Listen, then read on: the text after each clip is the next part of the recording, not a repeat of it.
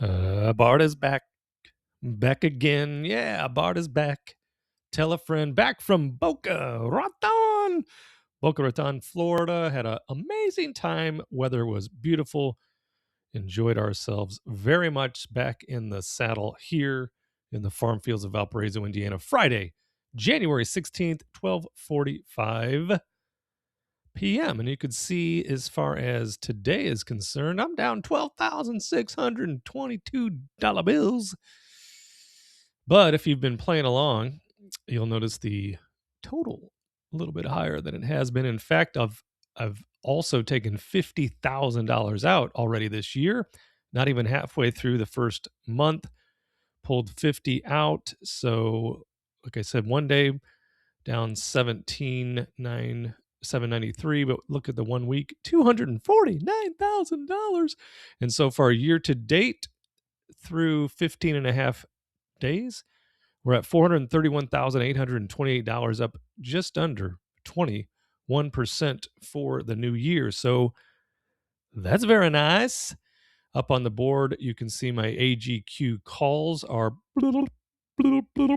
underwater. I didn't expect them to be that underwater, but it's also good, meaning silver has been making a beautiful run.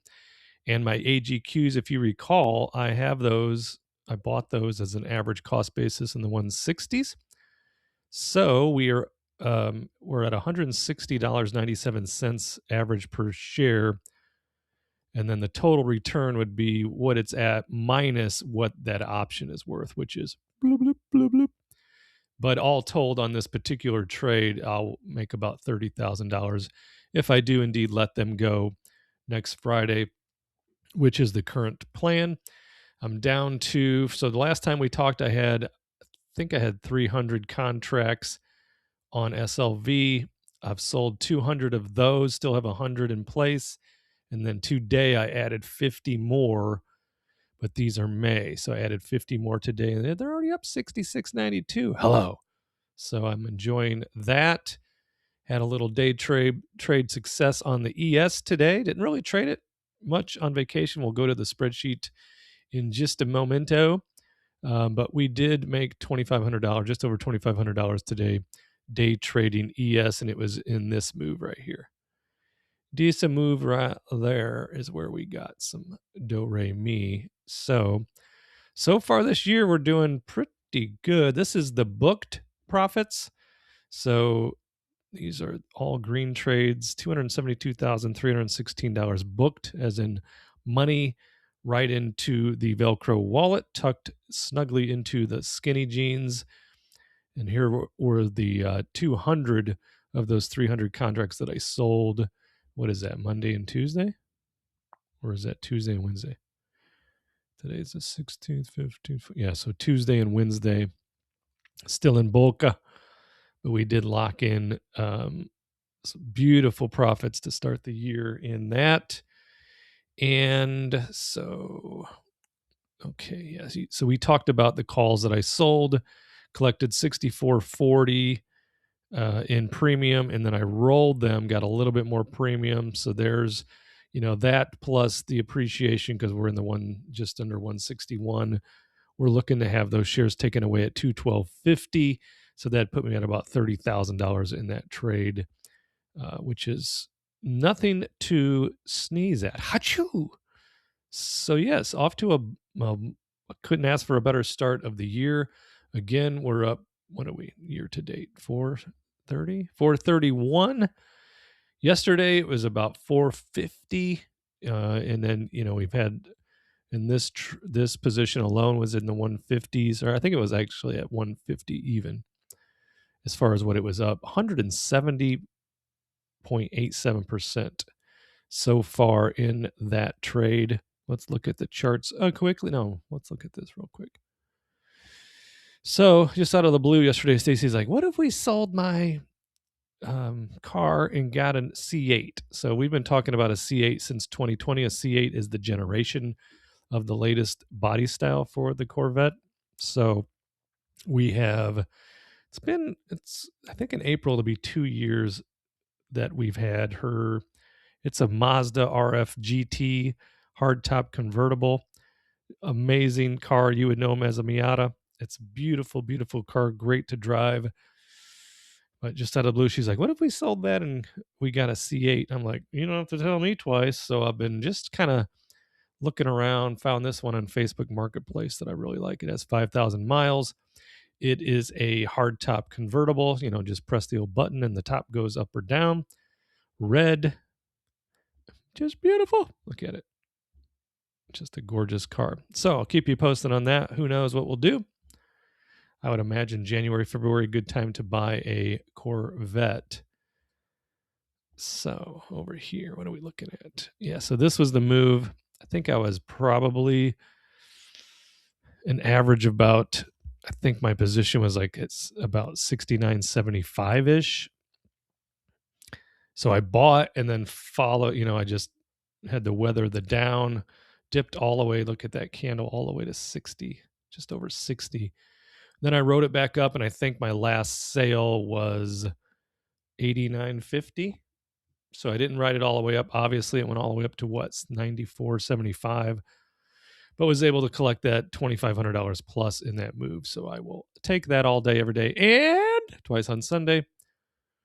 After the initial beatdown that silver took today, it's really held nice and resilient, and has even moved up back to mid 89s. So I'm looking for, we continue a strong finish here without taking out the low of the day, which was 86 and change, I believe.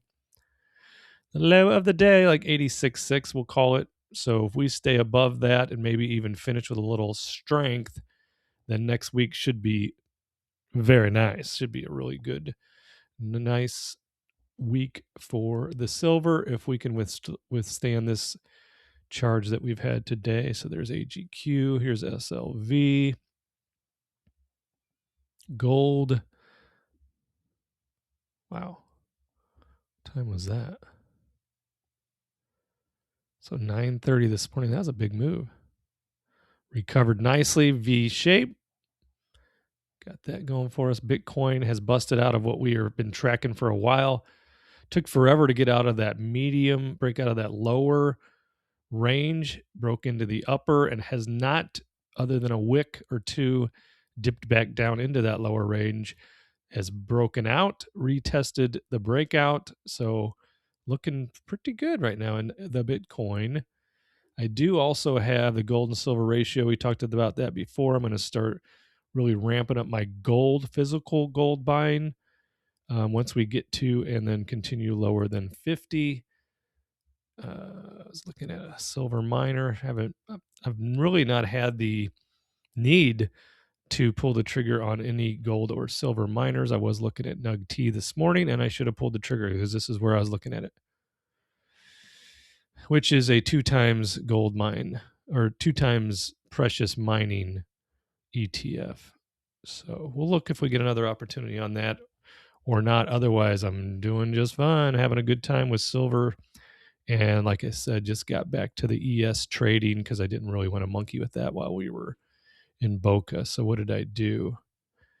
So that would have been before we left that ES trade.